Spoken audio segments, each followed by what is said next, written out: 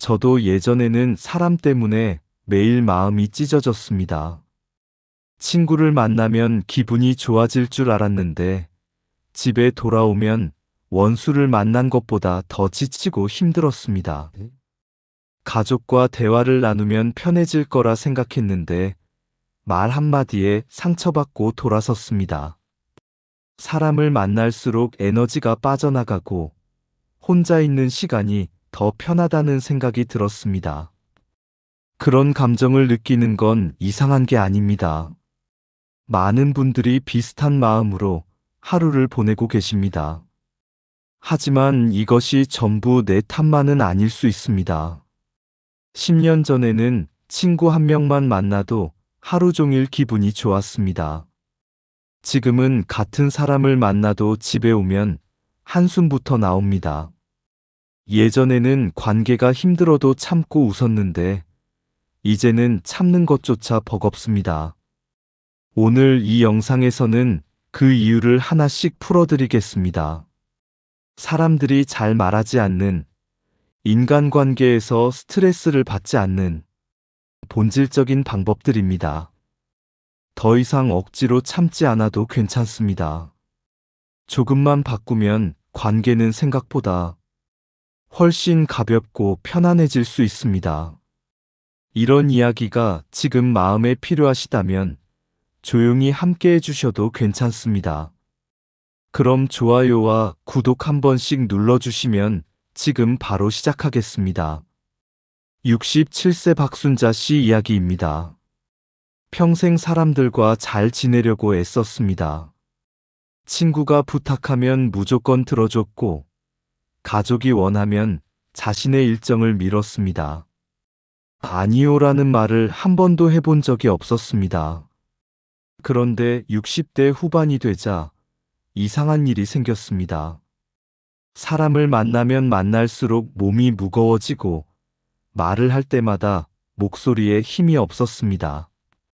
친구들과 저녁을 먹고 집에 돌아오면 소파에 앉아 한참을 멍하니 있곤 했습니다. 어느 날 스스로에게 질문을 던졌습니다.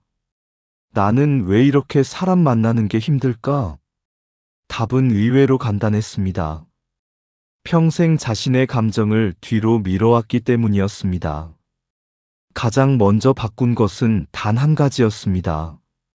감정을 솔직하게 말하기였습니다. 친구가 갑자기 집에 들르겠다고 전화했을 때 예전 같으면 무조건 그래, 와라고 했을 것입니다. 하지만 그날은 달랐습니다. 미안한데 오늘은 좀 쉬고 싶어. 다음에 보자. 짧은 문장이었지만 말을 하고 나니 가슴이 뻥 뚫렸습니다. 친구는 이해한다고 했고 관계는 전혀 나빠지지 않았습니다. 서울대 심리학과 연구팀이 60대 이상 성인 500명을 대상으로 조사한 결과가 있습니다. 자신의 감정을 솔직하게 표현하는 사람일수록 인간관계 스트레스 지수가 평균 42% 낮았습니다. 반대로 감정을 억누르는 사람은 만성 피로와 불안 증상을 겪을 확률이 3배 높았습니다. 깨달았습니다. 솔직함은 관계를 망가뜨리는 게 아니라 오히려 관계를 건강하게 만든다는 것을.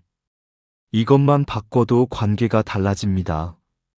억지로 웃지 않아도 관계는 유지됩니다. 두 번째로 실천한 것은 기대치를 낮추는 것이었습니다.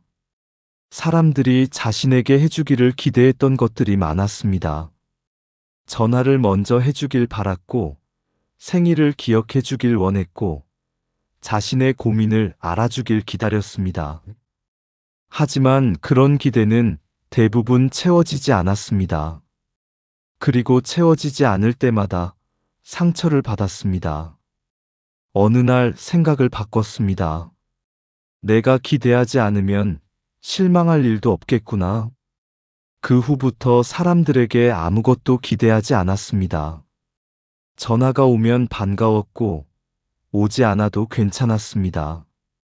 생일 축하를 받으면 감사했고, 받지 못해도 서운하지 않았습니다.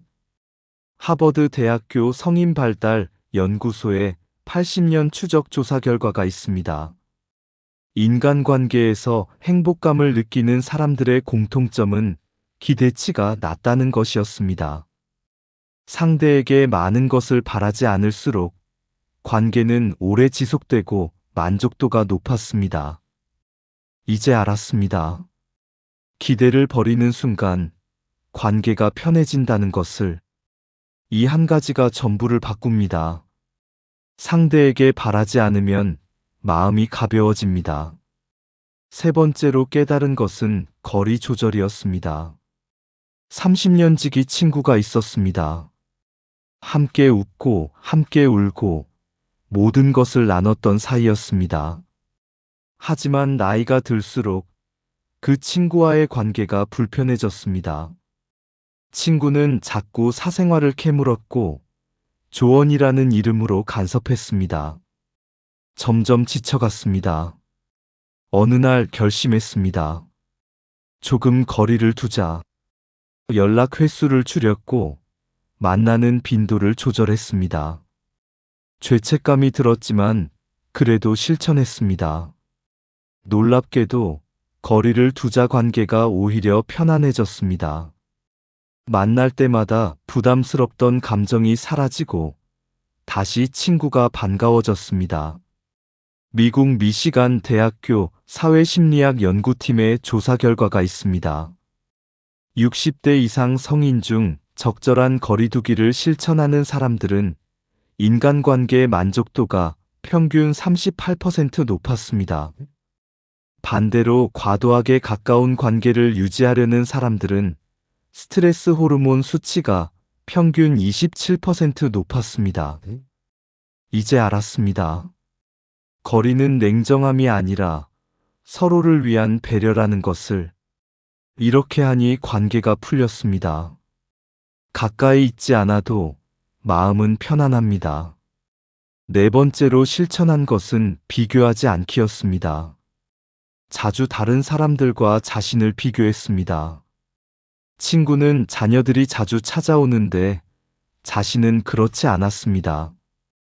이웃은 손주들과 여행을 다니는데 자신은 혼자 있는 시간이 많았습니다. 비교할수록 초라해졌고 사람을 만나는 게 두려워졌습니다. 어느 날 생각을 멈췄습니다. 내 삶은 내 삶이고 남의 삶은 남의 삶이다. 그 후부터 남의 이야기를 들어도 흔들리지 않았습니다. 친구가 자녀 자랑을 해도 웃으며 들어줬고 이웃이 손주 이야기를 해도 축하해줬습니다. 자신의 삶과 비교하지 않았습니다. 독일 막스 플랑크 연구소의 뇌과학 연구 결과가 있습니다. 타인과 자신을 비교할 때 뇌의 편도체가 활성화되며 불안과 스트레스가 증가한다고 합니다. 반대로 비교를 멈추면 전두엽이 안정되고 감정 조절 능력이 향상됩니다. 이제 알았습니다. 비교를 멈추는 순간 마음이 편해진다는 것을. 이 방법 하나로 인생이 바뀝니다. 남과 비교하지 않으면 나만의 평화가 찾아옵니다. 다섯 번째로 깨달은 것은 작은 경계 세우기였습니다. 사람들이 자신의 시간과 공간을 함부로 침범하도록 내버려뒀습니다. 약속 없이 찾아오는 사람도 받아줬고 밤늦게 걸려오는 전화도 받았습니다. 안 돼요라는 말을 하지 못했습니다. 하지만 나이가 들수록 그런 일들이 점점 더 힘들어졌습니다. 자신만의 작은 경계를 세우기로 했습니다. 저녁 9시 이후에는 전화 받지 않기.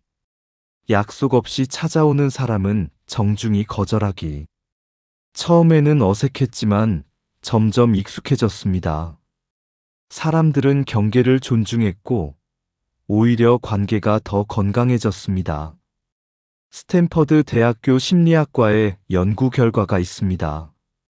건강한 경계를 가진 사람들은 인간관계 갈등이 평균 51% 적었고 정서적 안정감이 높았습니다. 경계가 없는 사람들은 번아웃 증후군을 겪을 확률이 4배 높았습니다. 이제 알았습니다. 경계는 냉정함이 아니라 자신을 지키는 방법이라는 것을. 이것 하나만 지켜도 삶이 편안해집니다. 작은 경계가 큰 평화를 만듭니다. 6번째로 실천한 것은 듣기보다 말하기였습니다. 평생 남의 이야기를 들어주는 사람이었습니다. 친구의 고민, 가족의 하소연, 이웃의 불평을 모두 들어줬습니다. 정작 자신의 이야기를 할 시간은 없었습니다. 그러다 보니 점점 투명 인간이 된 것 같았습니다. 사람들은 이야기는 쏟아냈지만 어떤 사람인지는 궁금해하지 않았습니다.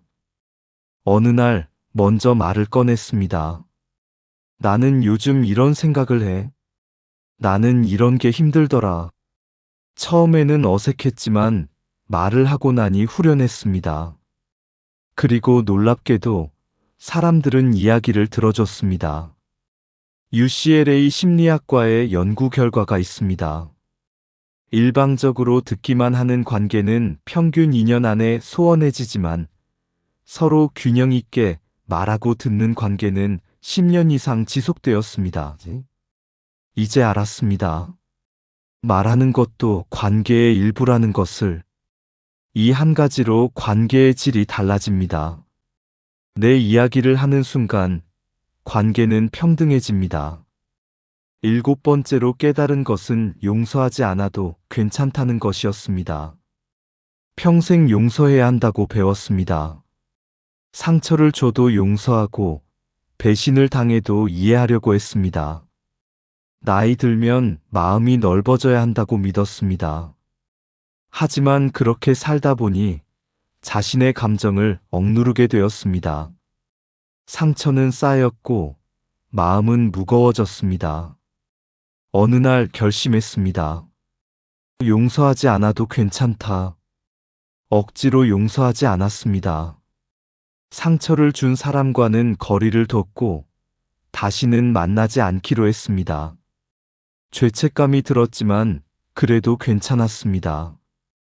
예일 대학교 정신의학과의 연구 결과가 있습니다. 억지로 용서를 강요받은 사람들은 우울증 발생률이 평균 34% 높았습니다. 반대로 용서하지 않을 권리를 인정받은 사람들은 심리적 회복 속도가 2배 빨랐습니다. 이제 알았습니다. 용서는 의무가 아니라 선택이라는 것을. 이것을 받아들이면 마음이 자유로워집니다. 용서하지 않아도 삶은 계속됩니다. 8번째로 실천한 것은 혼자 있는 시간 지키기였습니다. 항상 누군가와 함께 있어야 한다고 생각했습니다. 혼자 있으면 외로울 것 같았고 쓸쓸할 것 같았습니다.